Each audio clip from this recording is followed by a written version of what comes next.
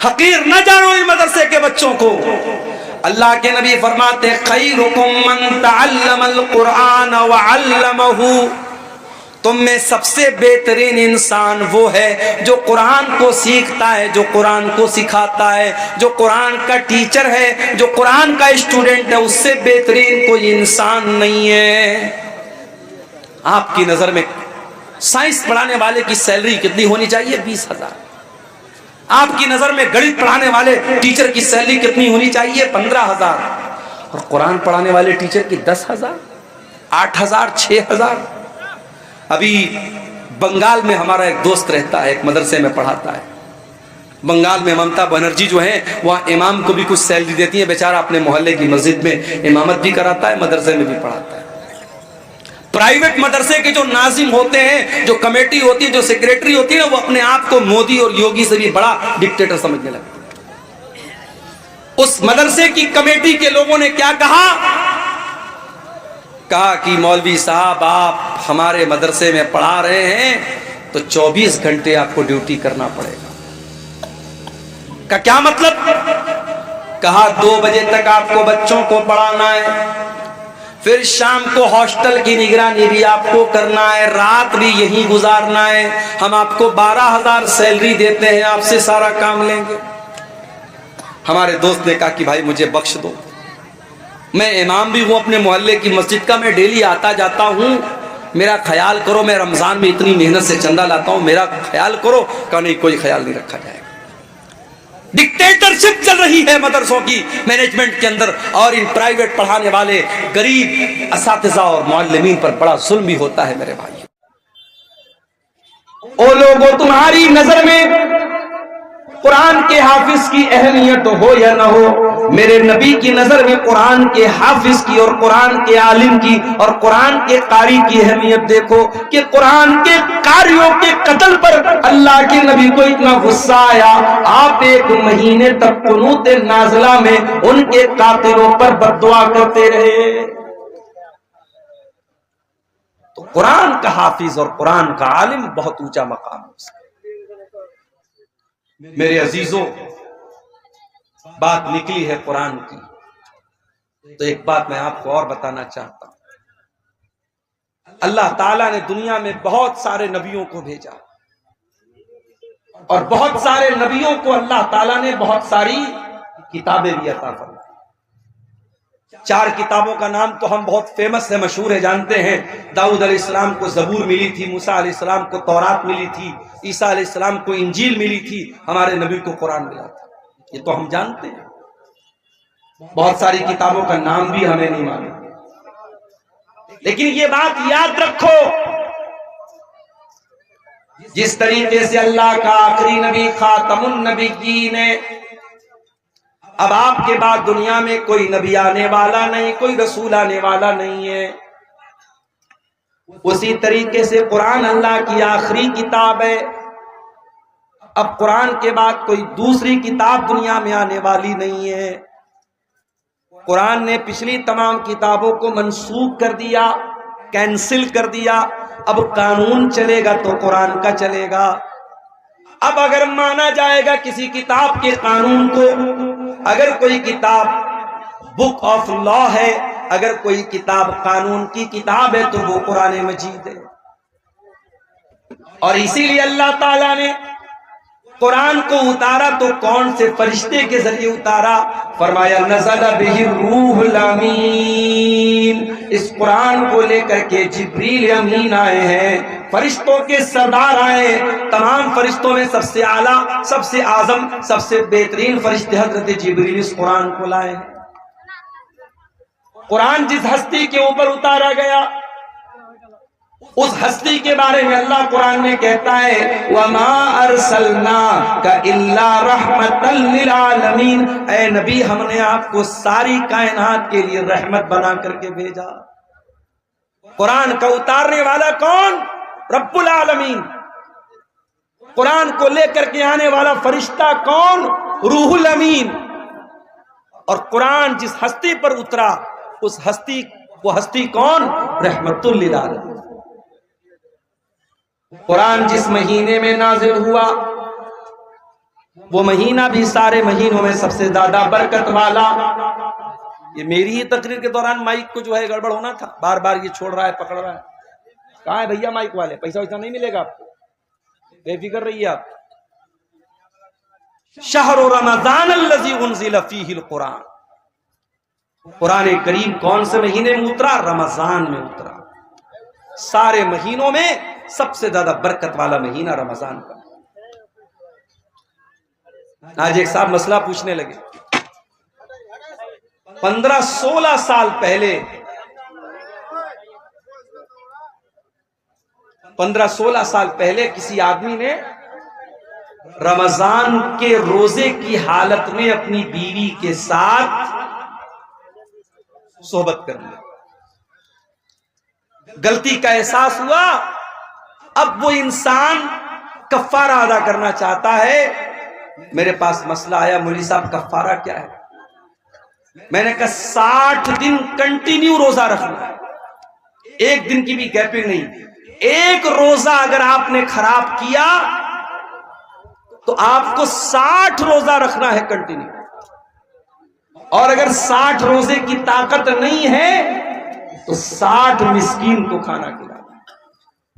یہ رمضان کے روزے کی اہمیت، اور رمضان کے روزے میں اگر کوئی یہ غلط کام کر دیتا ہے تو اس کی اتنی بڑی سزا ہے. تو قرآن اترا ہے رمضان کے اندر. پھر رمضان کے آخری عشرے کی کسی ایک رات میں قرآن اترا ہے. وہ رات بھی تمام راتوں میں سب سے افضل ہے.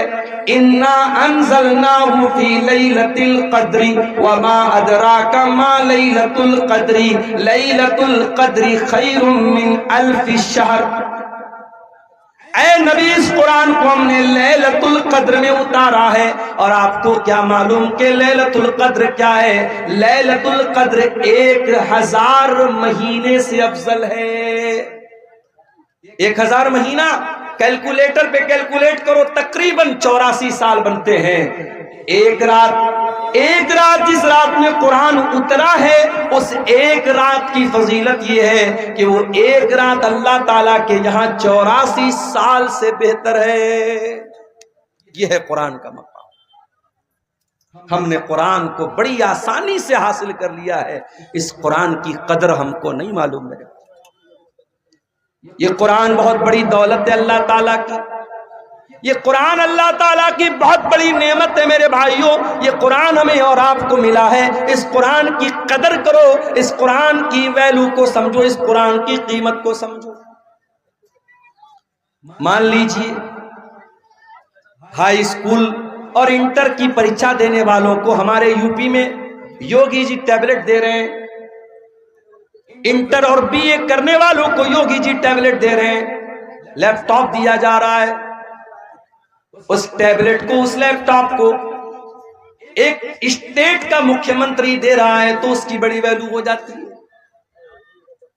اگر آپ کے موبائل پر میسج آ جائے، دیش کے پرائم منسٹر کا میسج آ جائے، اسٹیٹ کے چیف منسٹر کا میسج آ جائے، اور اس میں آپ کا نام لکھا ہو اور آپ کو مخاطب کیا گیا ہو، آپ تو باغ ہو جائیں گے، اتنی بڑی ہستی کا میرے پاس میسج آیا. او لوگوں، یہ قرآن بھی تو اللہ کا میسج ہے. یہ قرآن اللہ تعالیٰ کا لاسٹ میسج ہے، یہ انتم سندیش ہے جو اللہ نے آپ کو دیا ہے. فرمایا شہر رمضان الذی انزل فیہ القرآن ھدی للناس وبینات من الھدی والفرقان. او لوگو، یہ قرآن رمضان کے مہینے میں اتارا گیا ہے، اور یہ قرآن ساری مانوتا کے لیے گائیڈنس کا کام کرتا ہے، مارگ درشن کا کام کرتا ہے. صحیح کیا ہے، غلط کیا ہے، کھرا کیا ہے، کھوٹا کیا ہے، سچا کیا ہے، جھوٹا کیا ہے، شرک کیا ہے، توحید کیا ہے، یہ قرآن آپ کو بتائے گا. وَبَيِّنَاتٍ مِّنَ الْهُدَى وَالْفُرْقَانِ، یہ حق اور باطل کو کھول کے بیان کرنے والی کتاب ہے.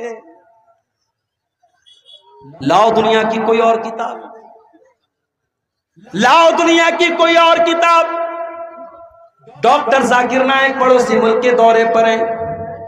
ایک کرسچن نے سوال کیا، ڈاکٹر صاحب آپ نے بائبل کی فلاں آیت پڑھی ہے، آپ نے غلط طریقے سے کوٹ کیا ہے.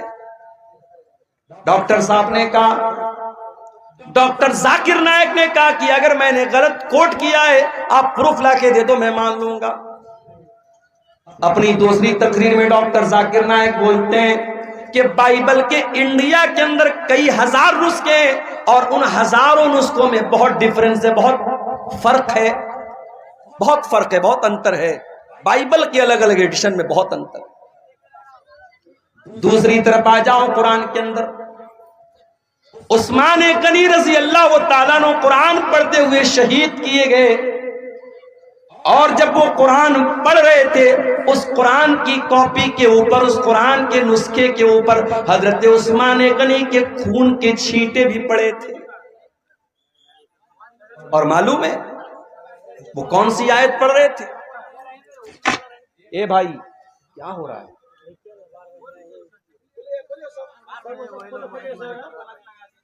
جو بھی جس کی وجہ سے ڈسٹرب ہو نکال سکو، ایک دم کوئی مروت نہیں، نکال دو،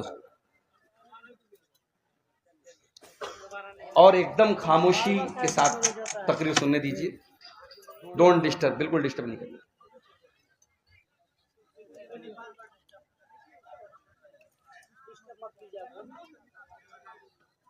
تو قرآن کریم عثمان غنی رضی اللہ تعالیٰ عنہ قرآن کی تلاوت کر رہے ہیں، اور قرآن کے جس نسخے پر حضرت عثمان غنی کے خون کے چھینٹے پڑے تھے وہ آج بھی تاشقند کے میوزیم میں وہ قرآن موجود ہے، اور آپ کو جان کر کے آشچर्य ہوگا، حیرت ہوگی کہ اس قرآن میں اور آج ہمارے پاس جو قرآن موجود ہے there is no difference، کوئی انتر نہیں ہے، کوئی فرق نہیں، قرآن کا اعجاز۔ اتنا ہی نہیں، عثمان غنی جب قرآن کی تلاوت کر رہے تھے کون سی آیت پڑھ رہے تھے؟ سورہ بقرہ کی آیت پڑھ رہے تھے، فَسَيَكْفِيكَهُمُ اللَّهُ وَهُوَ السَّمِيعُ الْعَلِيمُ، اللہ تعالیٰ ان کے لیے کافی ہو جائے گا، اللہ ان سے انتقام لے لے گا، ان سے بدلہ لے لے گا، اللہ سب کچھ سننے والا، سب کچھ جاننے والا ہے۔ عثمان غنی قرآن کی تلاوت کر رہے ہیں اور قرآن کی یہی آیت وہ پڑھ رہے ہیں، اسی حالت میں ان کو ذبح کر دیا گیا، شہید کر دیا گیا۔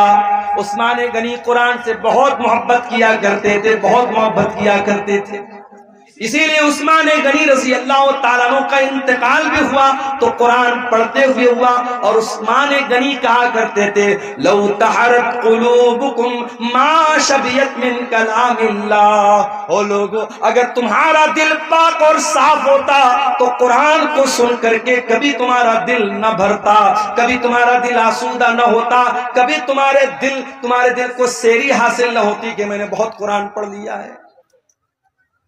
میرے نوجوان ساتھیوں، ذرا اپنے اپنے گریبان میں جھانک کے بتاؤ آخری بار تم نے قرآن کب پڑھا؟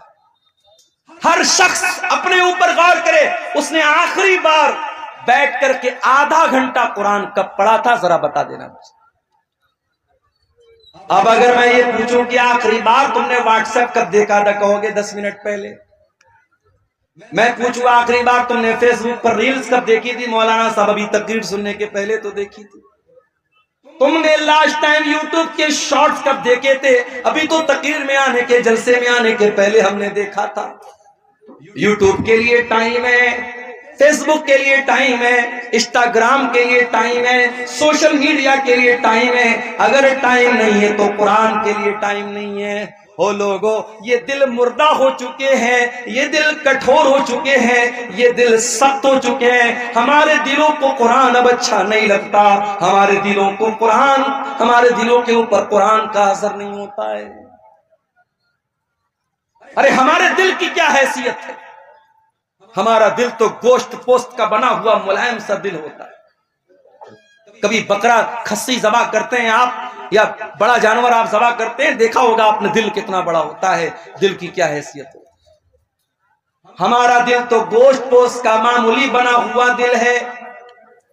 اللہ قرآن میں کہتا ہے، قرآن کے 28ویں پارے میں کہتا ہے، سورہ حشر کی آیت نمبر 21 میں کہتا ہے، لو انزلنا ھذا القرآن علی جبل لرأیتہ خاشعا متصدعا من خشیۃ اللہ۔ او لوگو، اس قرآن کو ہم نے کسی پہاڑ کے اوپر بھی اتارا ہوتا تو پہاڑ بھی اللہ کے خوف سے ریزہ ریزہ ہو جاتا، پہاڑ بھی اللہ کے خوف سے چور چور ہو جاتا، پہاڑ بھی قرآن کو سہن نہ کر پاتا۔ یہ قرآن اتنی طاقتور کتاب ہے، اتنی پاورفل کتاب ہے۔ وَتِلْكَ الْأَمْثَالُ نَضْرِبُهَا لِلنَّاسِ لَعَلَّهُمْ يَتَفَكَّرُونَ۔ او لوگو، تمہارا پروردگار مثالیں بیان کر رہا ہے، تم غور کیوں نہیں کرتے؟ عمر ابن خطاب کو دیکھو، اسلام کے بڑے کٹر دشمن ہیں، ابھی اسلام قبول نہیں کیا ہے، اسلام کے بڑے کٹر دشمن ہیں عمر بن خطاب۔ ایک دن خانہ کعبہ کے پاس سے گزر رہے ہیں، اللہ کے پیارے نبی قرآن کی تلاوت کر رہے ہیں، عمر فاروق کے کانوں میں قرآن کی آیت پہنچتی ہے، عمر فاروق کے دل میں خیال آتا ہے، اتنی اچھی کتاب ہے، اتنا اچھا کلام ہے، یہ ضرور کسی شاعر کی شاعری ہے، یہ ضرور کوئی پوئٹری ہے، کوئی کویتا ہے، کوئی شاعری ہے۔ شاعری پسند ہے نا آپ کو؟ ہمارے مئو سے اسید نام کا یہ بچہ آیا ہے، کیوں آیا ہے بھئی؟ آپ کو نعتیں سنا رہا ہے، حمد سنا رہا ہے، کلام سنا رہا ہے، شاعری پسند ہے آپ؟ پچھلے سال ایک پروگرام میں آیا تھا، کہیں پر عدنان پرتاپ گڑھی کو میں نے دیکھا، ان کو بلایا گیا، چھوٹا سا بچہ ہے، اس کو بلایا جا رہا ہے، سفیان کو بلایا جا رہا ہے۔ شاعری پسند ہوتی ہے انسان کو، شاعری میں ایک اٹریکشن ہوتا ہے۔ عمر فاروق نے قرآن کو سنا، قرآن اچھا لگا، قرآن دل کو بھایا، قرآن نے دل کو آکرشت کیا۔ عمر ابن خطاب نے کہا کہ ضرور یہ کسی شاعر کی شاعری ہے۔ ابھی عمر ابن خطاب کے دل میں یہ خیال آیا تھا، اللہ کی نبی نے قرآن کی آیت پڑھی، وَمَا هُوَ بِقَوْلِ شَاعِرٍ قَلِيلًا مَا تُؤْمِنُونَ۔ او لوگو، یہ قرآن کسی شاعر کی شاعری نہیں ہے، یہ قرآن کوئی پوئٹری نہیں ہے، یہ قرآن کوئی کویتا نہیں ہے، تم لوگ ایمان کم رکھتے ہو، قرآن کوئی شاعری نہیں ہے۔ جب یہ خیال ریجیکٹ ہو گیا، حضرت عمر سوچنے لگے کہ اگر یہ قرآن شاعری نہیں ہے تب اتنا اچھا کیوں لگ رہا ہے؟ اس کا مطلب کہ قرآن میجک ہے، قرآن جادو ہے، قرآن کسی کاہن کی کہانت ہے، قرآن کے ذریعے محمد الرسول اللہ ہمارے دلوں کو اپنی طرف مائل کر رہے ہیں۔ ابھی عمر ابن خطاب کے دل میں یہ خیال آیا کہ اللہ کے نبی نے قرآن کی اگلی آیت پڑھ دی، وَلَا بِقَوْلِ كَاهِنٍ قَلِيلًا مَا تَذَكَّرُونَ۔ او لوگو، یہ قرآن کسی جادوگر کا جادو بھی نہیں ہے، یہ قرآن کسی کاہن کی کہانت بھی نہیں ہے، تنزیل من رب العالمین، یہ قرآن تو اللہ تعالیٰ نے نازل کیا ہے، رب العالمین نے نازل کیا ہے۔ حضرت عمر کے دل پر چوٹ لگی، ان کا دل تھوڑا سا سافٹ ہوا، مگر ابھی اسلام انہوں نے قبول نہیں کیا۔ ایک دن بڑے غصے میں تلوار لے کر کے نکلے، راستے میں ایک صحابی ملے، حضرت نعیم رضی اللہ تعالیٰ عنہ نے پوچھا، عمر کہاں جا رہے ہو؟ کہا کہ آج میں تلوار لے کر کے نکلا ہوں، آج محمد رسول اللہ کا مرڈر کر دوں گا، نعوذ باللہ، آپ کی ہتیا کر دوں گا، اسلام کا کام تمام کر دوں گا۔ حضرت نعیم دل ہی دل میں گھبرا گئے، زبان سے انہوں نے ظاہر نہیں کیا، وہ جانتے تھے حضرت عمر بڑے موڈی آدمی ہیں، ان کے موڈ میں آ گیا تو کچھ بھی کر سکتے ہیں۔ کہا کہ اے عمر، ایک کام کرو، پہلے اپنے گھر جاؤ، تمہاری بہن بھی مسلمان ہو چکی ہے، تمہارے بہنوئی بھی مسلمان ہو چکے ہیں۔ کہا اچھا، میری بہن اسلام لے آئی، میرے بہنوئی اسلام لے آئے، ابھی چل کے بتاتا ہوں۔ وہاں سے راستہ بدل دیا، حضرت عمر کہاں پہنچے؟ بہن کے سسرال پہنچے، بہن کے گھر پہنچے۔ اندر بہنوئی قرآن کی تلاوت کر رہے تھے، قرآن پڑھ رہے تھے، حضرت خباب رضی اللہ تعالیٰ عنہ ان کو قرآن پڑھا رہے تھے۔ حضرت عمر نے دروازہ کھٹکھٹایا، بہنوئی نے اندر سے پوچھا کون؟ کہا کہ میں عمر ابن خطاب۔ جلدی سے قرآن کو چھپایا گیا، دروازے کو کھولا گیا۔ حضرت عمر نے کہا مجھے پتہ لگا ہے تو نے اسلام کو قبول کر لیا ہے میری بہن، اتنا غلط کام تم نے کیسے کر دیا؟ اتنا کہنے کے بعد اپنی بہن کو مارنے لگے، بہنوئی بچانے کے لیے آئے، بہنوئی کو بھی مارنے لگے۔ حضرت خباب تو ایک کونے میں چھپے ہوئے تھے، بہنوئی بھی لہو لہان، بہن بھی لہو لہان۔ بہن نے کہا کہ اے عمر کان کھول کر کے سن لے، جتنا مارنا ہے مار لے، جتنا ستم کرنا ہے ستم کر لے۔ اے عمر اب اسلام ہمارے دل کے اندر داخل ہو چکا ہے، اب تو اسلام کو ہمارے دل سے نہیں نکال سکتا۔ حضرت عمر سوچنے پر مجبور ہو گئے کہ وہ بہن جو کل تک اپنے بھائی کی آنکھوں سے آنکھیں ملا کر کے بھی باتیں نہیں کرتی تھی، آج کتنے دھڑلے سے میری باتوں کا جواب دے رہی ہے، اتنی ہمت میری بہن کے اندر کہاں سے پیدا ہو گئی؟ کہا اچھا بہنا یہ بتا، وہ جو تو کلام پڑھ رہی تھی، قرآن پڑھ رہی تھی، کیا میں بھی پڑھ سکتا ہوں؟ کہا نہیں تم نہیں پڑھ سکتے، تم ناپاک ہو، جاؤ پہلے غسل کر کے آؤ۔ حضرت عمر نے غسل کیا، پاک صاف ہو کر کے آئے، قرآن ان کے سامنے رکھ دیا گیا اور قرآن کی سورہ طٰہٰ کی آیتیں انہوں نے پڑھی۔ طٰہٰ ما انزلنا علیک القرآن لتشقی الا تذکرۃ لمن یخشی۔ حضرت عمر پڑھتے چلے جا رہے ہیں، قرآن کی آیتوں کو پڑھتے چلے جا رہے ہیں، اور ان کے سینے میں جو دل تھا وہ اسلام کی طرف مائل ہوتا چلا جا رہا ہے۔ جب تلاوت ختم کر چکے کہا کہ اے میری بہنا یہ اللہ کا کلام ہے، میں بھی اس پر ایمان لانا چاہتا ہوں، میں بھی اسلام قبول کرنا چاہتا ہوں، میں بھی مسلمان ہونا چاہتا ہوں۔ حضرت سعید بن زید ان کے بہنوئی تھے، ان کو لے کر کے دار ارقم میں پہنچے جہاں اللہ کے نبی اپنے صحابہ کو لے کر کے چھپے رہتے تھے اور اسلام کی وہیں پر تبلیغ کرتے تھے۔ دار ارقم میں پہنچ کر کے حضرت عمر نے دروازہ کھٹکھٹایا، اندر سے پوچھا گیا کون؟ کہا کہ میں عمر بن خطاب ہوں۔ اندر صحابہ کرام ڈر گئے کہ ارے عمر آئے، پتہ نہیں کیا ارادہ لے کے آئے۔ حضرت حمزہ بھی اسلام لا چکے تھے، انہوں نے کہا کوئی بات نہیں، آنے دو، اچھے مقصد کے تحت آیا ہے تو اچھی بات ہے، برے مقصد کے تحت آیا ہے تو اسی کی تلوار سے اس کو ختم کر دوں گا، آنے دو۔ دروازہ کھولا گیا، حضرت عمر فاروق رضی اللہ تعالیٰ عنہ اندر آتے ہیں اور اللہ کے نبی کے پاس آ کر کے کہتے ہیں اشہد ان لا الہ الا اللہ واشہد انک رسول اللہ۔ اے اللہ کے نبی میں کوئی دشمنی کرنے نہیں آیا، میں کوئی مرڈر کرنے نہیں آیا، میں کوئی ہتیا کرنے نہیں آیا، میں اللہ کی توحید کا اعلان کرتا ہوں اور میں آپ کے رسول ہونے کا اعلان کرتا ہوں۔ اللہ کے نبی نے اللہ کا شکر ادا کیا، کیونکہ آپ نے اللہ سے دعا کی تھی کہ اے اللہ تو دو لوگوں میں سے کسی ایک کو اسلام کی توفیق دے دے، چاہے عمر بن ہشام کو جس کو ابو جہل کہتے ہیں اس کو تو اسلام کی توفیق دے دے، چاہے تو عمر بن خطاب کو دے دے۔ اللہ کو عمر بن خطاب پسند تھے، ابو جہل پسند نہیں تھا، ابو جہل کو ایمان کی دولت نہیں ملی، حضرت عمر کو مل گئی۔ اللہ کے نبی نے اللہ کا شکر ادا کیا اور مسلمانوں نے مل کر کے نعرہ تکبیر لگایا، اتنے زور سے نعرہ تکبیر لگایا کہ پوری مکان کی چھت پھوٹ گئی۔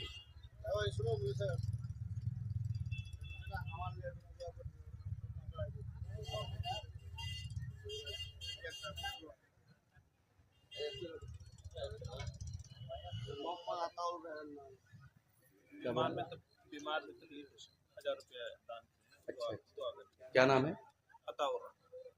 کوئی محمد عطا الرحمان بھائی ہیں، بہت بیمار ہیں، تکلیف میں، انہوں نے مدرسے کو 1000 کا تعاون پیش کیا ہے۔ اللہ ان کا یہ چندہ قبول کرے، ان کی بیماری سے ان کو شفا عطا فرمائے۔ تو قرآن کریم میرے بھائیوں حضرت عمر فاروق کے دل کو بدلنے میں کامیاب ہو گیا۔ وہی قرآن ہمارے پاس موجود ہے، یہ قرآن ہمارے اوپر کیوں اثر نہیں ڈالتا؟ نمازوں میں قرآن پڑھا جا رہا ہے، تراویح میں قرآن پڑھا جا رہا ہے، تقریروں میں قرآن پڑھا جا رہا ہے، جمعہ کے خطبوں میں قرآن پڑھا جا رہا ہے، مگر دل کے اوپر کوئی اثر نہیں ہو رہا ہے۔ آؤ میں جواب دیتا ہوں، قرآن کا پہلا پارہ کھولو، اللہ فرماتا ہے ثم قست قلوبكم من بعد ذلك فهي كالحجارة او اشد قسوا۔ اے یہودیوں، تم نے اتنے گناہ کیے، اتنے اللہ کو ناراض کرنے والے کام کیے کہ تمہارے دل کٹھور ہو گئے، تمہارے دل سخت ہو گئے، اتنے سخت ہو گئے فَإِيَّ كَالْحِجَارَةِ أَوْ أَشَدُّ قَسْوَةً، تمہارے دل پتھروں کے جیسے کٹھور ہو گئے، پتھروں سے زیادہ سخت ہو گئے تمہارے دل کٹھور ہو گئے ہمارے۔ اس دل پر اب قرآن کا کوئی اثر نہیں ہو رہا ہے میرے۔ اس قرآن کو سن کر کے ڈاکو لوگ ایمان لے آتے تھے۔ فضیل ابن عیاض نام کا ایک ڈاکو، جس کا کام لوگوں کے مکان کی چھتوں پہ جا کر کے چھاپا مارنا اور ڈاکہ ڈالنا ہے۔ فضیل ابن عیاض ڈاکہ ڈالنے کے لیے ایک مکان کی چھت پہ کودتا ہے، رات کا سناٹا ہے، رات کا ٹائم ہے، فضیل ابن عیاض ڈاکہ ڈالنے گیا ہے، چوری کرنے گیا ہے، مال ہڑپنے گیا ہے۔ وہ رات کے سناٹے میں کوئی اللہ کا بندہ قرآن کی تلاوت کر رہا تھا اور قرآن کی یہ آیت فضیل ابن عیاض کے کانوں میں پڑ جاتی ہے، أَلَمْ يَأْنِ لِلَّذِينَ آمَنُوا أَن تَخْشَعَ قُلُوبُهُمْ لِذِكْرِ اللَّهِ، کیا ایمان والوں کے لیے ابھی وہ سمے نہیں آیا، وہ ٹائم نہیں آیا، وہ وقت نہیں آیا جب ایمان والوں کے دل اللہ کا کلام سن کر کے پگھل جائیں؟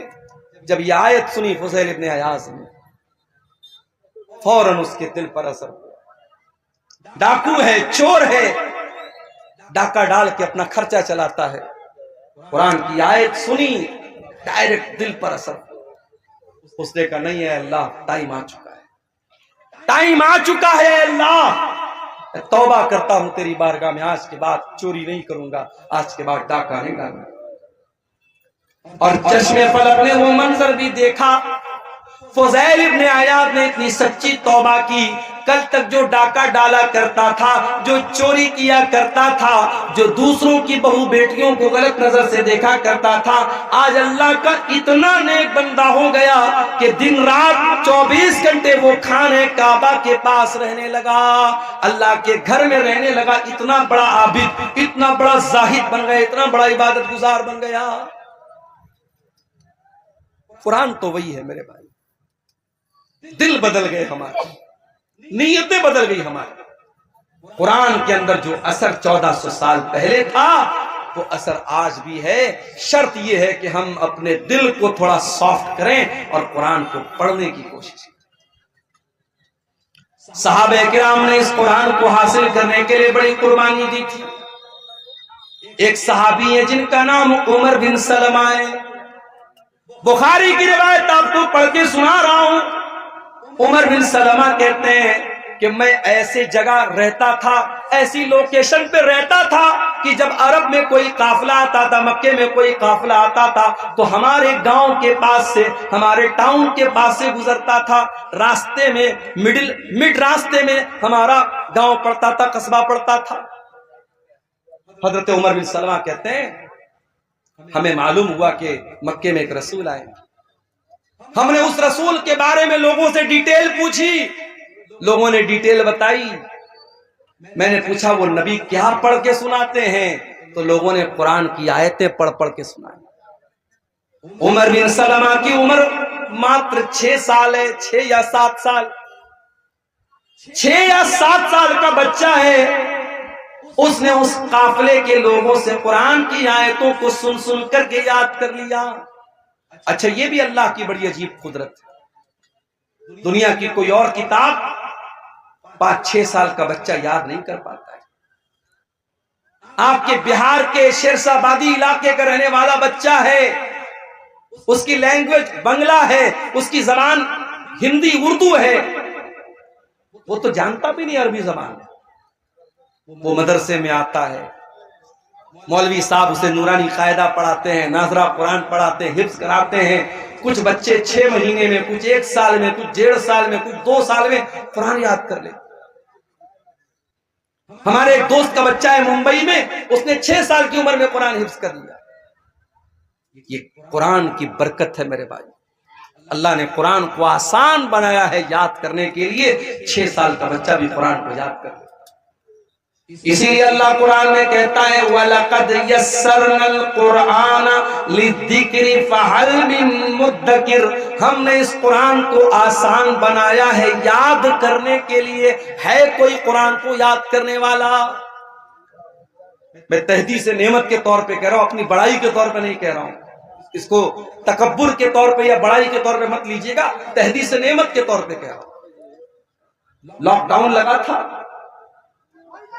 رمضان کا مہینہ آیا، میری والدہ اللہ مغفرت فرمائے، ان کی زندگی کا آخری رمضان تھا، مسجدیں بند تھی، تالا لگا تھا مسجد میں، رمضان کے اندر تراویح کی نماز گھر میں پڑھنے کا معاملہ آیا، میرے گھر میں کوئی حافظ نہیں تھا، مجھے سورہ بقرہ یاد تھی، میں نے اپنے ماں باپ سے کہا کوئی بات نہیں، میں کوشش کرتا ہوں تھوڑا تھوڑا یاد کر کے پڑھوں گا، تراویح گھر میں پڑھاؤں گا۔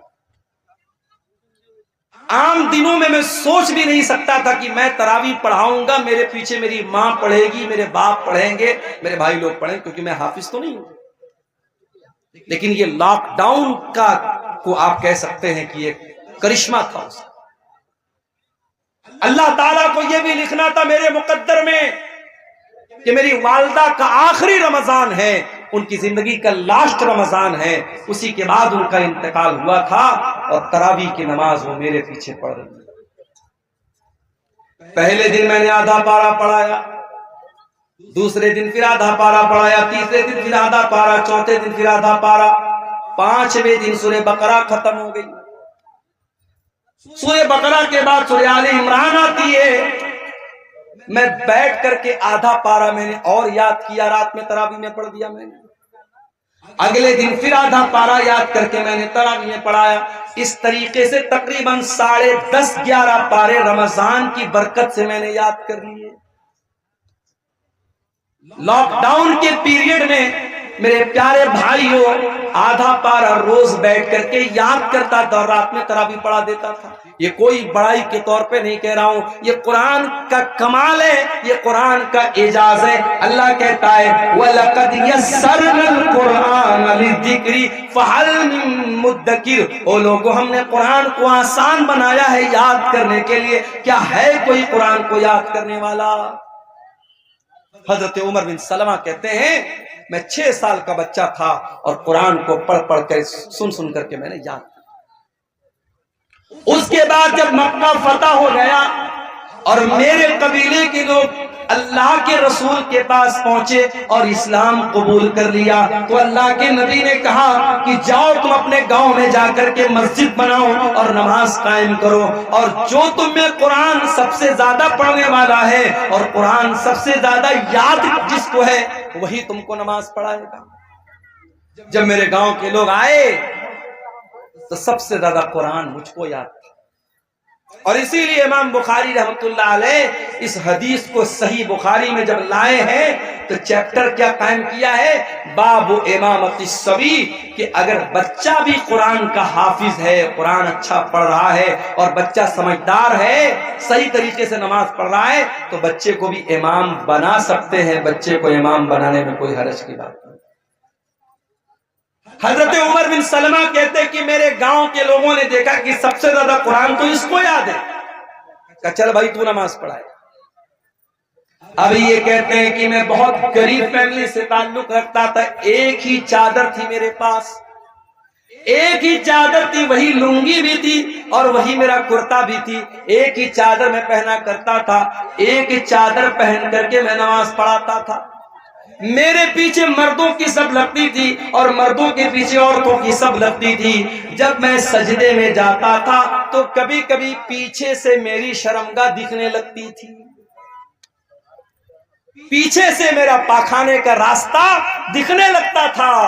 عورتوں نے آ کر کے شکایت کی کہ ارے کم سے کم اپنے امام کو کپڑا تو ڈھنگ کا دے دو، ان کی شرمگاہ پیچھے سے نظر آ جاتی ہے۔ تب لوگوں نے مجھے خرید کر کے ایک دوسری چادر دی اور مجھے زندگی میں کبھی اتنی خوشی نہیں ہوئی جتنی اس ایک چادر کے پانے کے بعد ہوئی۔ یہ تھے صحابہ کرام جنہوں نے قرآن کو حاصل کرنے کے لیے اتنی محنت کی۔ اور میں آپ کو یہ بھی بتا دوں، کوئی پوچھ سکتا ہے بھائی قرآن کی ضرورت کیا ہے؟ ہمارے پاس اتنی نالج ہے، اتنی عقل ہے، ہمیں قرآن کی کیا ضرورت ہے؟ میں ایک بہت پوائنٹ کی بات آپ کو بتانے جا رہا ہوں۔ دیکھو، نالج ہم حاصل کرتے ہیں 3 چیزوں سے۔ پہلی چیز، اللہ تعالیٰ نے ہماری باڈی میں 5 سینس رکھے ہیں۔ ہم کوئی چیز دیکھ کر کے پتہ لگا لیتے ہیں۔ جیسے میری آنکھیں دیکھ رہی، سامنے ٹیوب لائٹ لگی ہے، وائٹ روشنی ہے، ہماری آنکھوں سے پتہ لگتا ہے۔ یہ جھالر جو لگی ہے ریڈ کلر کی ہے، وائٹ کلر کی ہے، ہم آنکھوں سے کوئی چیز دیکھ کر کے علم حاصل کرتے ہیں۔ کان سے سن کر کے بھی ہم علم حاصل کرتے ہیں۔ میوزک بج رہا ہے، تقریر بج رہی ہے، قرآن کی تلاوت بج رہی ہے، خسر پسر ہو رہی، کیا ہو رہا ہے؟ کان سے سن کر کے ہمیں معلوم ہو جاتا ہے۔ اسی طریقے سے ہم سونگھ کر کے پتہ لگا لیتے ہیں، خوشبو ہے کہ بدبو ہے، مہک آ رہی ہے، اچھی مہک ہے، بری مہک ہے، سونگھ کر کے پتہ لگ جاتا ہے۔ اسی طریقے سے ٹچ کر کے ہمیں پتہ لگ جاتا ہے یہ موبائل ہے، یہ سخت ہے کہ سافٹ ہے، یہ برف ہے، ٹھنڈی ہے کہ گرم ہے، ہم چھو کر کے بتا دیتے ہیں۔ اسی طریقے سے میرے بھائیوں، ہم زبان سے چکھ کر کے بتا دیتے ہیں، کھٹی ہے کہ میٹھی ہے، کڑوی ہے کہ اچھی ہے، ہم زبان سے چکھ کر کے بتا دیتے ہیں۔ اللہ تعالیٰ نے ہماری باڈی میں 5 سینس رکھے ہیں۔ ہم دیکھ کر کے، سن کر کے، چکھ کر کے، ٹچ کر کے ہم پتہ لگا سکتے ہیں کہ کون سی چیز کیسی ہے۔ مگر کبھی کبھی ہمارے یہ 5 جو سینس ہیں، یہ کبھی کبھی دھوکہ کھا جاتے ہیں۔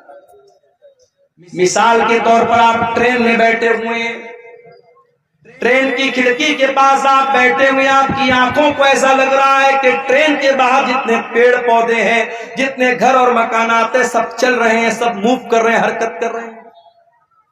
آنکھوں کو لگ رہا ہے ایسا، مگر ریئل میں ایسا نہیں ہے۔ ریئل میں کیا ٹرین چل رہی ہے، کوئی پیڑ نہیں چل رہا ہے، کوئی مکان نہیں چل رہا ہے، مگر آنکھوں کو ایسا لگ رہا ہے کہ مکان چل رہا ہے، پیڑ چل رہا ہے۔ تو آنکھیں دھوکہ کھا گئی۔ آپ کو بخار ہے، فیور ہو گیا آپ کو، میں آپ کے پاس میٹھی چائے لے کے آیا، آپ نے پیا، کہا ارے یار عبد الغفار صاحب آپ نے بڑی پھیکی چائے پی، چائے تو میٹھی ہے، مگر آپ کی زبان دھوکہ کھا گئی۔ کیوں؟ آپ کو فیور ہے، بخار ہے۔ پتہ یہ چلا کہ یہ 5 سینس جو ہماری باڈی میں ہے، یہ کبھی کبھی دھوکہ کھا جاتے ہیں۔ اور جب یہ دھوکہ کھاتے ہیں تو کون سی چیز ہمیں بتاتی ہے کہ صحیح کیا ہے، غلط کیا ہے؟ ہماری عقل بتاتا، ہمارا برین بتاتا، ہمارا مائنڈ بتاتا ہے۔ مگر مائنڈ بھی کبھی کبھی دھوکہ کھا جاتا ہے۔ مثال کے طور پر آپ شادی کرتے ہیں، آپ کی ماں آپ کے لیے رشتہ دیکھنے جاتی ہے، عقل کہتی ہے کہ ارے رشتہ دیکھنے کے لیے باہر جانے کی کیا ضرورت ہے، اس کی بہن موجود ہے نا، اس کی بہن اسی گھر میں رہتی ہے، اس گھر کے سارے طور طریقے جانتی ہے، بہن سے شادی کیوں نہیں کرا دیتے؟ عقل کہتی ہے جب شادی کرنا ہے تو باہر کیوں رشتہ دیکھ رہے ہو، گھر کے اندر کیوں نہیں کر لیتے؟ مگر یہاں عقل کی نہیں چلے گی، یہاں چلے گی اللہ کی وحی کیا کہتی ہے، اللہ کی شریعت کیا کہتی ہے، اللہ کا قرآن کیا کہتا ہے۔ اور اللہ کا قرآن کہتا ہے کہ بہن اور بیٹی سے شادی نہیں کر سکتے۔ تو پتہ یہ چلا کہ جہاں 5 سینس کام کرنا بند کر دے وہاں عقل کام کرتی ہے، اور جہاں عقل کام کرنا بند کر دے وہاں اللہ کی وحی کام کرتی ہے، اللہ کی شریعت کام کرتی ہے۔ اور اللہ کی شریعت 2 چیزوں کا نام ہے، ایک کا نام قرآن ہے اور ایک کا نام سنت ہے۔ انہی دونوں چیزوں کا نام شریعت ہے، انہی دونوں چیزوں کا نام اسلام ہے۔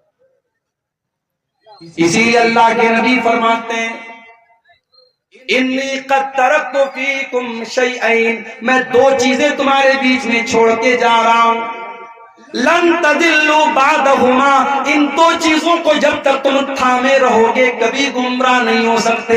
کتاب اللہ و سنت، ایک اللہ کی کتاب اور ایک میری سنت ہے، قرآن اور حدیث، انہی دونوں چیزوں پر جب تک پکڑے رہو گے، تھامے رہو گے، کبھی گمراہ نہیں ہو سکتے۔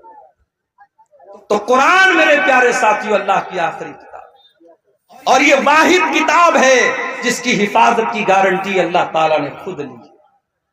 تورات کی حفاظت کی گارنٹی ان کے علماء کو دی گئی، زبور کی حفاظت کی گارنٹی ان کے علماء کو دی گئی، انجیل کی حفاظت کی گارنٹی ان کے علماء کو دی گئی، مگر جب قرآن اللہ نے نازل کیا تو اعلان کر دیا اِنَّا نَحْنُ نَزَّلْنَا الذِّكْرَ وَإِنَّا لَهُ لَحَافِظُونَ۔ او لوگو، اس قرآن کو ہم نے اتارا ہے اور اس قرآن کی حفاظت کرنے والے بھی ہم ہیں۔ قرآن کی حفاظت اللہ کرتا ہے۔ دنیا کے اندر جتنے قرآن کے نسخے ہیں، سارے نسخے اگر جلا بھی دیے جائیں، ختم بھی کر دیے جائیں، نشٹ بھی کر دیے جائیں، 5 سال کا بچہ آئے گا اور کہے گا آؤ مجھ سے سن لو، الحمدللہ رب العالمین سے لے کر کے میرا جنت والناس تک پورا قرآن پڑھ کے سنا دے گا۔ یہ اللہ نے قرآن کی حفاظت کا سسٹم رکھا ہے، اللہ نے قرآن کی سرکشا کا سسٹم رکھا ہے۔ اور یہ بھی یاد رکھو میرے بھائیوں، قرآن شفا بھی ہے۔ ہم نے یہ سمجھا قرآن ہمارے بخار اور زکام کی دوا ہے، بچے کو نظر لگ گئی قرآن پڑھ کے دم کر دیا، کوئی بیمار ہو گیا قرآن پڑھ کے دم کر دیا۔ ہم نے قرآن کو جسم کی بیماریوں کے لیے شفا بنا کے رکھا ہے۔ یقیناً قرآن فزیکل بیماریوں کے لیے بھی شفا ہے، مگر اس سے بڑھ کر کے قرآن روح کی بیماری کے لیے شفا ہے، قرآن اسپریچول بیماری کے لیے شفا ہے۔ روح کے اندر جو برائیاں ہیں، روح کے اندر جو بیماریاں ہیں، جیسے آپ کے روح کے اندر ایک بیماری ہوتی ہے جس کو لالچ کی بیماری کہتے ہیں، ایک بیماری ہوتی ہے جس کو حسد کی بیماری کہتے ہیں، ایک بیماری ہوتی ہے مال کی محبت، ایک بیماری ہوتی ہے دنیا کی محبت۔ قرآن ان تمام بیماریوں سے آپ کے دل کو شفا دیتا ہے۔ اللہ قرآن میں کہتا ہے یا ایھا الناس قد جاءتکم موعظۃ من ربکم وشفاء لما فی الصدور۔ او لوگو، یہ قرآن تو بہت بڑی نصیحت ہے اور قرآن تمہارے دل کی بیماریوں کے لیے شفا ہے۔ برکت والی کتاب ہے یہ قرآن۔ دنیا کی کوئی اور کتاب پڑھو گے آپ کو ثواب نہیں ملے گا، قرآن پڑھو گے ثواب ملے گا۔ کتنا ثواب ملے گا؟ اللہ کے نبی فرماتے ہیں من قرأ حرفا من کتاب اللہ، جو قرآن کا ایک حرف پڑھے گا فلہ حسنۃ، تو اس کو ایک نیکی ملے گی، والحسنۃ بعشر امثالها، اور ایک نیکی کا ثواب اللہ تعالیٰ کے یہاں 10 نیکی کے برابر ہے۔ تو ایک حرف پڑھنے پر آپ کو 10 نیکی ملے گی۔ اللہ کے نبی فرماتے ہیں جب تم الف لام میم پڑھو گے تو تم کو ایک نہیں 30 نیکی ملے گی، کیونکہ الف الگ ایک حرف ہے، لام الگ ایک حرف ہے، میم الگ ایک حرف ہے۔ سوال پیدا ہوا ہے اللہ، میں شیرشاہ بادی ہوں، میں بنگلہ بھاشی ہوں، میں قرآن جب پڑھتا ہوں تو میری زبان نہیں چلتی ہے، میں قرآن اٹک اٹک کر کے پڑھتا ہوں، میں قرآن کو فلوئنٹلی نہیں پڑھ پاتا ہوں، میں رفتار کے ساتھ قرآن نہیں پڑھ پاتا ہوں۔ اے اللہ، میری زبان لڑکھڑاتی ہے قرآن پڑھنے کے ٹائم، تو کیا مجھے قرآن پڑھنے کا ثواب ملے گا کہ نہیں ملے گا؟ اللہ کے نبی فرماتے ہیں والذی یقرأ القرآن وہو یتعتع، جو اٹک اٹک کے قرآن پڑھ رہا ہے اس کی زبان سے صحیح طریقے سے ادا نہیں ہو رہا ہے، اس کی لینگویج الگ ہے، اس کی بھاشا الگ ہے، وہ قرآن کو اٹک اٹک کر کے پڑھ رہا ہے، اس کو ڈبل ثواب ملے گا، دوہرا ثواب ملے گا۔ اللہ کی قدرت اور اللہ کے خزانے میں کوئی کمی نہیں ہے۔ آپ دوسری بھاشا جانتے ہیں اور یہ بھی کوئی بہانہ نہیں ہے۔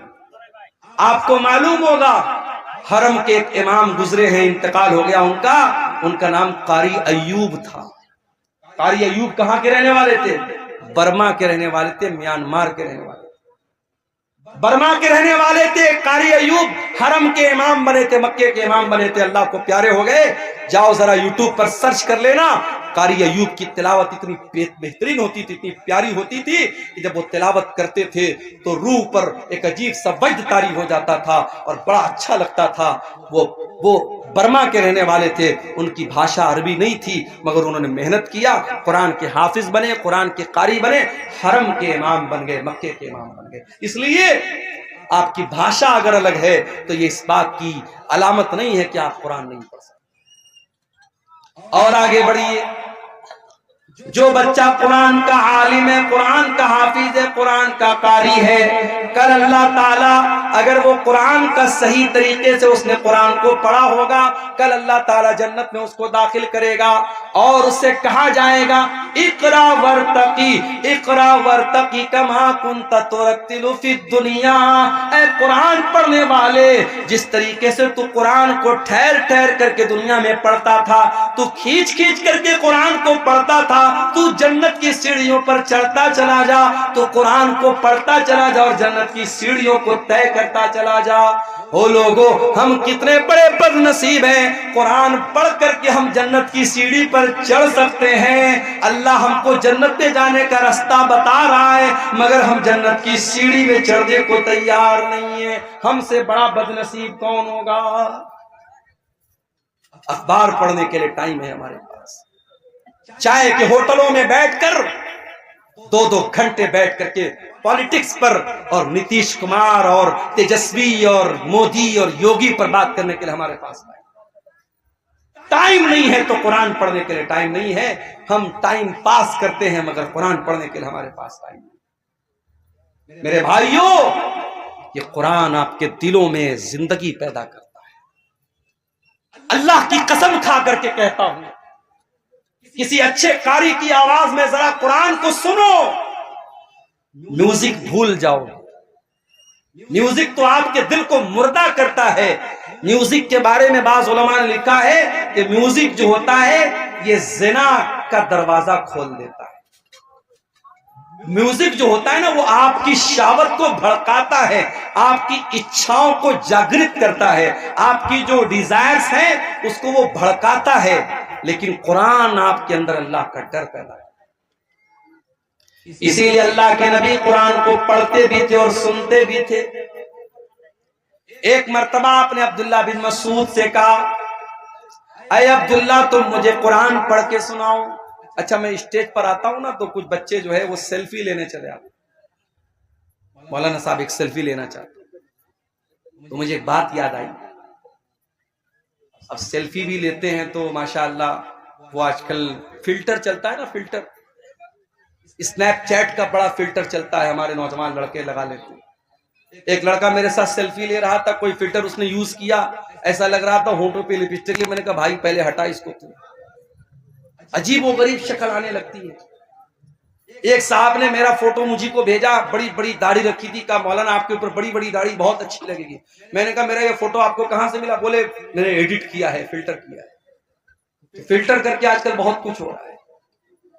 میں آپ سے کہتا ہوں کہ فوٹو کو فلٹر مت کرو، اپنے آپ کو فلٹر کرو۔ انسان دبلا ہوتا ہے، جم جاتا ہے کہ میری باڈی صحیح ہو جائے، لیکن اگر آپ کے اندر ایمان کی طاقت ہے تو آپ دبلے پتلے بھی ہیں تب بھی اللہ کے پیارے ہو سکتے ہیں۔ ضروری نہیں ہے کہ آپ باڈی بلڈر بنے تبھی اللہ کے پیارے بنیں گے۔ ہاں، گٹکھا کھا کر کے اپنے آپ کو دبلا مت کرنا۔ یہ جتنے گٹکھا کھانے والے لڑکے نا، حضرت موسیٰ علیہ السلام کا واقعہ یاد ہے کہ نہیں؟ موسیٰ علیہ السلام نے ایک آدمی کو ایسا مکہ مارا، ایک مکہ مارا وہ مر گیا۔ موسیٰ علیہ السلام کے مکے میں اتنی طاقت تھی، ایک مکہ مارا مر گیا وہ آدمی۔ اور آج کل ہمارا نوجوان گٹکھا کھا کھا کر کے اتنا کمزور ہو چکا ہے کہ وہ کسی کو مکہ مارے گا تو خود ہی گر جائے۔ تو گٹکھا کھا کر کے اپنے آپ کو برباد مت کرو۔ بعض لوگ کہتے ہیں صاحب گٹکھا حرام نہیں ہے، تمباکو حرام نہیں ہے، بیڑی حرام نہیں ہے۔ کیوں حرام نہیں ہے؟ کہتے مکروہ ہے۔ تمباکو اور بیڑی اور سگریٹ اور گٹکھا کو جو لوگ مکروہ کہتے ہیں وہ دین کا مذاق اڑاتے ہیں، کیونکہ گٹکھا، تمباکو، بیڑی، سگریٹ، کھینی، یہ تمام چیزیں آپ کے شریر کو برباد کر رہی ہیں، اور جو چیزیں آپ کے شریر کو برباد کرے وہ حرام ہے، وہ مکروہ نہیں ہے۔ معاف کیجیے، مکروہ کس کو بولتے ہیں؟ ایک سوال ابھی میرے پاس ہے، میری جیب میں پرچی رکھی ہوئی ہے۔ ایک صاحب نے سوال کیا، مولوی صاحب ذرا اس مسئلے کو بیان کر دیجئے گا کہ ایک آدمی جنگیہ پہن کر اور گمچھا رکھ کر کے سال کی سال نماز پڑھاتا ہے اور مسئلہ بیان کرتا ہے کہ نماز ہو جائے گی۔ دیکھو، نماز ہو جائے گی ایک الگ مسئلہ ہے، اور نماز اسی حالت میں پڑھنی چاہیے الگ مسئلہ ہے۔ نماز آپ جب پڑھیں تو بہترین لباس میں پڑھیں، جو لباس آپ عزت دار کا جو لباس ہے، جو آپ کہیں جاتے ہیں جو لباس پہن کے جاتے ہیں وہ لباس آپ پہن کر کے نماز پڑھیں۔ کسی کے یہاں شادی میں جانا ہو، آپ جنگیا پہن کے اور گمچھا رکھ کر کے جائیں گے کیا؟ نہیں جائیں گے آپ۔ پردھان جی اپنے گھر پہ آپ کو بلائیں گے، آپ بہترین سفید کرتا پائجامہ پہن کر، خوشبو لگا کر، تیل لگا کر کے سج سمر کے جائیں گے کیا آپ جنگیا پہن کر اور گمچھا رکھ کر کے؟ نماز پڑھنے جا رہے ہو، اللہ کی عبادت کرنے جا رہے ہو اور گمچھا رکھ کر کے اور جنگیا پہن کر کے نماز پڑھ رہے ہو، یہ مناسب نہیں ہے میرے بھائی۔ مکروہ اس عمل کو کہتے ہیں جو مستحب کے خلاف ہو۔ مثال کے طور پر مسجد میں آپ جاتے ہیں، مستحب یہ ہے کہ پہلے داہنا پیر اندر ڈالیں اور پھر بایاں پیر اندر ڈالیں، اور مکروہ یہ ہے کہ آپ پہلے بایاں ڈالیں اور بعد میں دایاں ڈالیں، یہ مکروہ ہے۔ جو چیز حرام ہے، سگریٹ، بیڑی، تمباکو، یہ سب چیزیں حرام ہیں، یہ مکروہ نہیں ہے، معاف کیجیے۔ عبداللہ بن مسعود رضی اللہ تعالیٰ عنہ بہت دبلے پتلے تھے۔ ایک بار وہ پیڑ پہ چڑھ کر کے مسواک توڑ رہے تھے، اتنے دبلے پتلے تھے کہ ان کی پتلی پتلی ٹانگیں ہوا میں لہرا رہی تھی، اور صحابہ کرام دیکھ کر کے ہنس رہے تھے کہ دیکھو عبداللہ کی ٹانگیں کتنی پتلی پتلی ہیں۔ اللہ کے نبی نے پوچھا کیوں ہنس رہے ہو؟ کہا اے اللہ کے نبی ذرا دیکھیے عبداللہ کی ٹانگیں کتنی پتلی پتلی۔ آپ نے فرمایا کہ تم عبداللہ کی ٹانگوں کو پتلا سمجھ کر کے مذاق اڑا رہے ہو۔ لہما اسقلان علی المیزان من احد، اللہ کی قسم عبداللہ کی یہ پتلی پتلی ٹانگ قیامت کے دن ترازو کے اوپر احد پہاڑ سے زیادہ وزندار ہوں گی۔ اللہ کے آپ کا کیریکٹر تولا جائے گا، آپ کا ایمان تولا جائے گا، آپ کا عمل تولا جائے گا۔ اگر آپ فزیکلی کمزور بھی ہیں میرے بھائیوں، اللہ کیا اس کی ویلیو نہیں۔ عبداللہ بن مسعود بہت دبلے پتلے تھے مگر آواز بہت اچھی تھی، قرآن پڑھتے تھے، اتنا بہترین قرآن پڑھتے تھے۔ اللہ کے نبی فرماتے ہیں جس کو قرآن بالکل تازہ تازہ سننا ہو، بالکل فریش فریش سننا ہو، وہ عبداللہ بن مسعود سے قرآن سننا۔ اللہ کے نبی فرماتے ہیں عبداللہ اقرا علی القرآن، مجھے قرآن پڑھ کر کے سناؤ۔ بخاری کی روایت ہے، حضرت عبداللہ کہتے ہیں اللہ کے نبی میں آپ کو قرآن کیسے پڑھ کے سناؤں؟ یہ قرآن تو آپ ہی کے اوپر اترا ہے، آپ ہی کے اوپر نازل ہوا ہے، میں آپ کو قرآن کیسے پڑھ کے سناؤں؟ آپ نے فرمایا اے عبداللہ میں آج دوسرے کے منہ سے قرآن سننا چاہتا ہوں۔ حضرت عبداللہ کہتے ہیں میں قرآن پڑھنے لگا، قرآن پڑھتے پڑھتے سورہ نساء کی تلاوت کرنے لگا، سورہ نساء پڑھنے لگا۔ اللہ کے نبی غور سے سن رہے ہیں، میں قرآن پڑھتا چلا جا رہا ہوں۔ قرآن پڑھتے پڑھتے جب میں سورہ نساء کی اس آیت پر پہنچا، فَكَيْفَ إِذَا جِئْنَا مِنْ كُلِّ أُمَّةٍ بِشَهِيدٍ وَجِئْنَا بِكَ عَلَىٰ هَٰؤُلَاءِ شَهِيدًا۔ اے نبی اس وقت کو یاد کیجئے جب ہم تمام لوگوں پر آپ کو گواہ بنا کے لائیں گے، ہر امت میں اس کے نبی کو گواہ بنائیں گے، اور آپ کی امت کے اوپر آپ کو گواہ بنائیں گے۔ جب اس آیت پر میں پہنچا ہوں، حضرت عبداللہ کہتے ہیں اللہ کے نبی نے فرمایا اے عبداللہ بس کرو، روک دو، تلاوت روک دو۔ کہتے میں نے نظریں ڈال کر کے دیکھا، فَإِذَا عَيْنَاهُ تَذْرِفَانِ، اللہ کے نبی کی دونوں آنکھوں سے آنسو بہ رہے ہیں، اللہ کے نبی رو رہے ہیں، اللہ کے نبی کی دونوں آنکھوں سے آنسو بہ رہے ہیں۔ آپ کے کندھے پر قیامت کے دن جو ذمہ داری ڈالی جائے گی، اس ذمہ داری کا احساس کر کے اللہ کے نبی رو رہے ہیں۔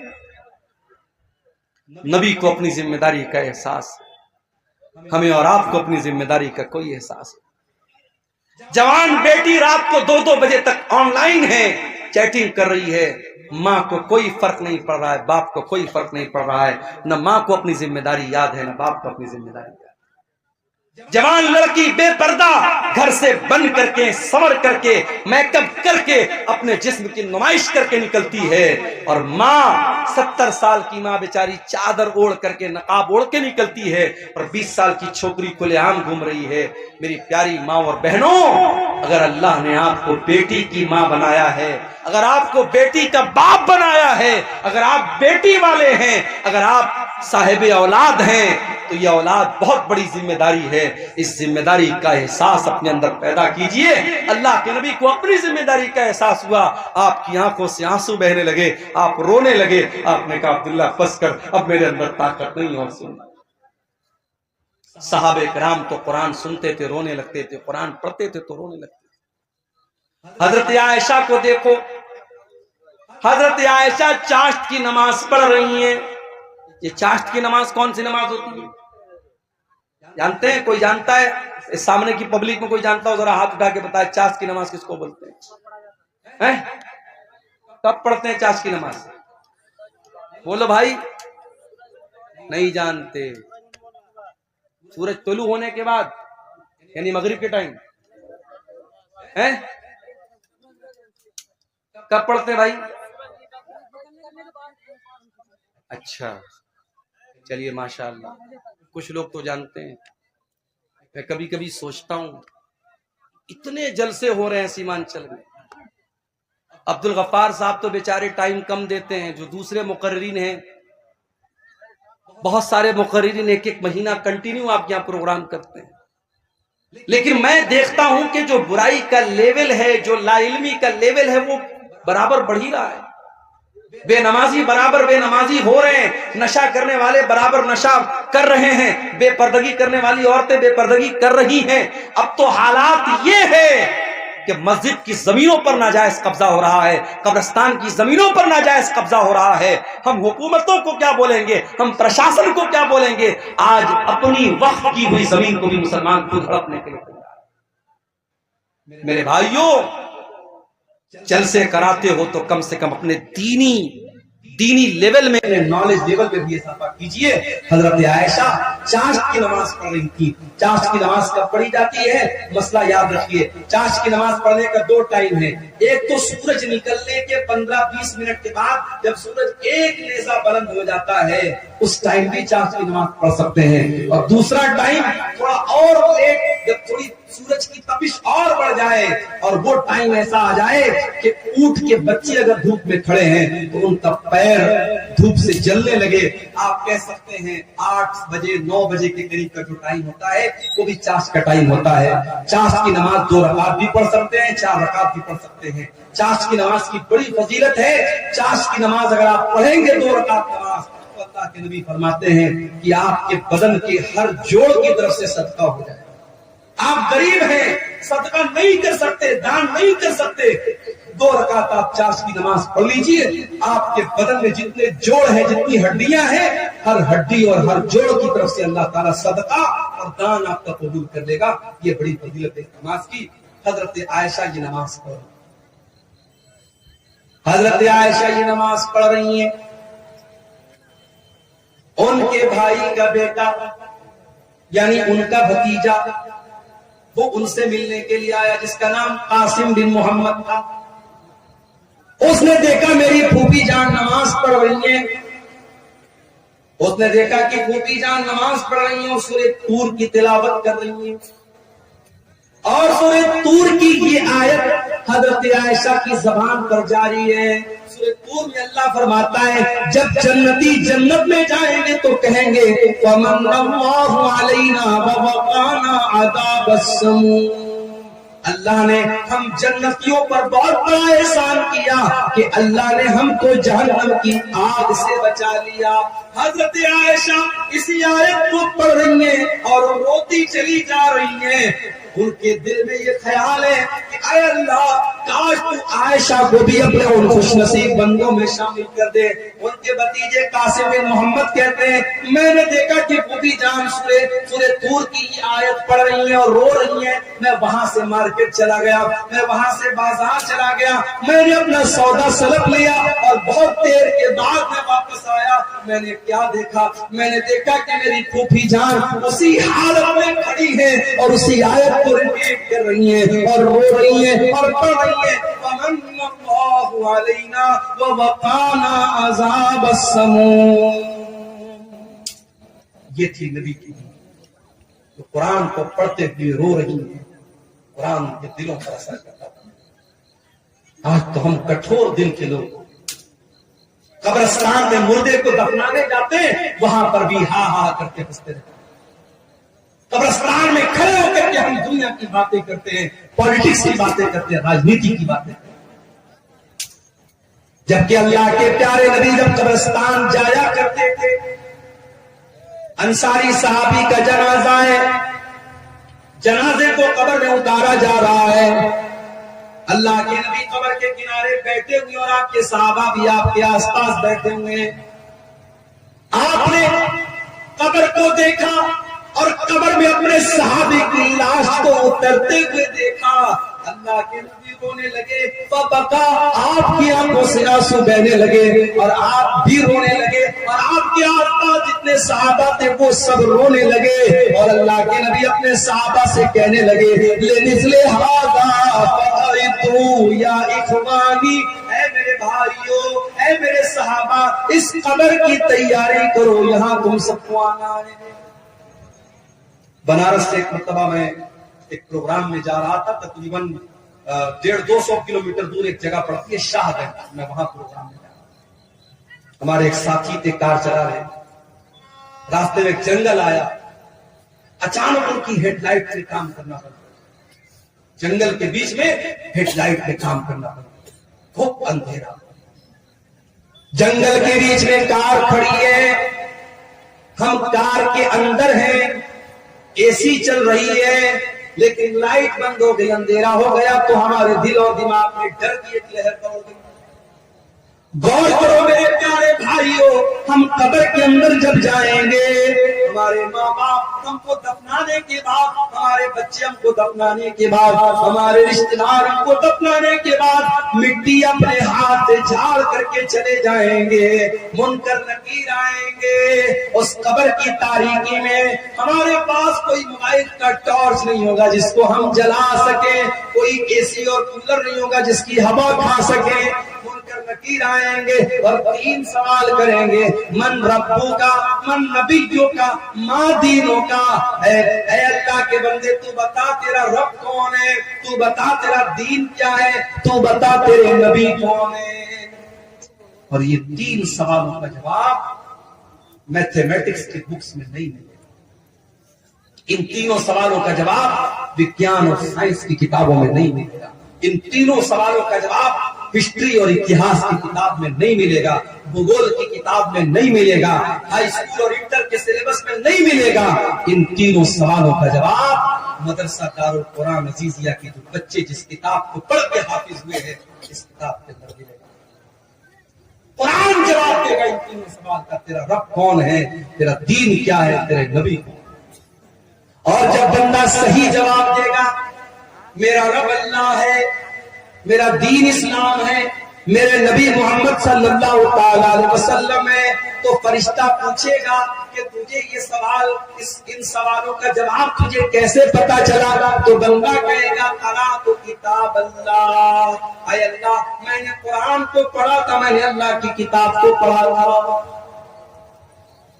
قرآن پڑھا تھا، اس لیے میں نے ان 3 سوالوں کا جواب۔ تو میرے بھائیوں اس کتاب پر آپ محنت کرو، اس کتاب کے پڑھنے والے یہاں بچے پڑھ رہے ہیں، مدرسوں کو حقیر مت جانو، مدرسوں میں پڑھانے والے مولویوں کو حقیر مت جانو۔ کمیٹی کے لوگوں نے مجھ کو پرچی دی، یہ مولوی صاحب ذرا چندے کے لیے بول دیجئے، چندہ بہت کم ہوا ہے، یہ افسوس کی بات ہے، تکلیف کی بات ہے۔ اسی آپ کے شیرزابادی سماج میں فضول کاموں کے لیے لاکھوں روپے خرچ ہو جاتے ہیں، مشاعرہ ہو جائے ابھی لاکھوں روپے خرچ ہو جائے، کوئی فضول چیز ہو جائے، کوئی کھیل ہو جائے، کوئی ناچ گانا ہو جائے، لاکھوں روپیہ آپ خرچ کرنے کے لیے تیار ہو جائیں گے۔ اس سال بھر کے مدرسے کا بجٹ آپ کے اس چندے سے چلتا ہے، اور آج اگر جلسے والوں کو اردو بھاشی مقرر سے یہ کہنا پڑے کہ چندہ کم ہوا ہے، آپ تعاون کی اپیل کیجئے، تو یہ ہمارے اور آپ کے لیے چلو برپانی بدل۔ میں تو یہی کہہ سکتا ہوں، انورودھ کر سکتا ہوں، نویدن کر سکتا ہوں، گزارش کر سکتا ہوں کہ بھائی یہ مدرسے کے بچے ہیں، قرآن پڑھنے پڑھانے والے بچے ہیں، جو ہو سکے دل کھول کے تعاون کرو۔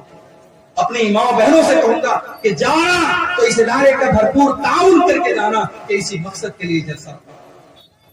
اور آپ کو ایک بات بتاؤں، میں میرے نبی کی سنت آپ کو بتا دوں، میرے نبی نے اپنی فیملی کی ضرورت کو قربان کر کے اپنے مدرسے کے اسٹوڈنٹ کی ضرورت کو پہلے پورا کیا۔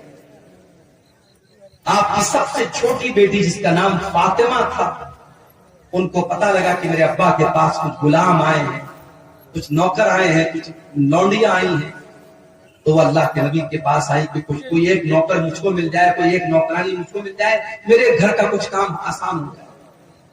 حضرت فاطمہ کی ملاقات اللہ کے رسول سے نہیں، حضرت فاطمہ نے اللہ کے نبی کو پیغام اپنا پہنچا دیا حضرت عائشہ کے ذریعے کہ میرے ابا ہیں تو بتا دینا کہ آپ کی بیٹی آئی تھی اور غلام آئے ہیں، ایک غلام آپ کی بیٹی کو مل جائے یا ایک لونڈی آپ کی بیٹی کو مل جائے تو بیٹی کا کام آسان۔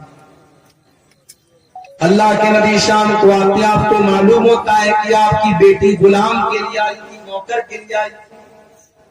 بخاری کے الفاظ، اللہ کے نبی شام کو اپنی بیٹی کے گھر پہنچتے ہیں، حضرت علی کہتے ہیں ہم دونوں میاں بیوی بستر پر بیٹھے تھے، اللہ کے نبی آتے ہیں، دروازہ کھٹکھٹاتے ہیں، اندر آتے ہیں اور بستر پہ آ کر کے اپنی بیٹی اور داماد کے بغل میں بیٹھ جاتے ہیں اور اللہ کے نبی اپنی بیٹی سے کہتے ہیں اے میری بچی، مجھے پتا چلا کہ تو غلام لینے کے لیے میرے پاس آئی تھی، تو لونڈی لینے کے لیے میرے پاس آئی تھی، اے میری بچی ابھی تو میرے مدرسے کے جو طلبہ ہیں، جو اصحاب صفہ ہیں، جو دین حاصل کرنے کے لیے جو میرے غریب صحابہ مسجد میں رہتے ہیں، اے میری بچی ان کے کھانے کا انتظام نہیں ہے، ان کے جینے کا انتظام نہیں ہے، اے میری بچی ان غلاموں کو بیچ کر کے پہلے میں ان کا انتظام کروں گا، اس کے بعد میں دیکھوں گا میری بیٹی کو کیا ضرورت ہے۔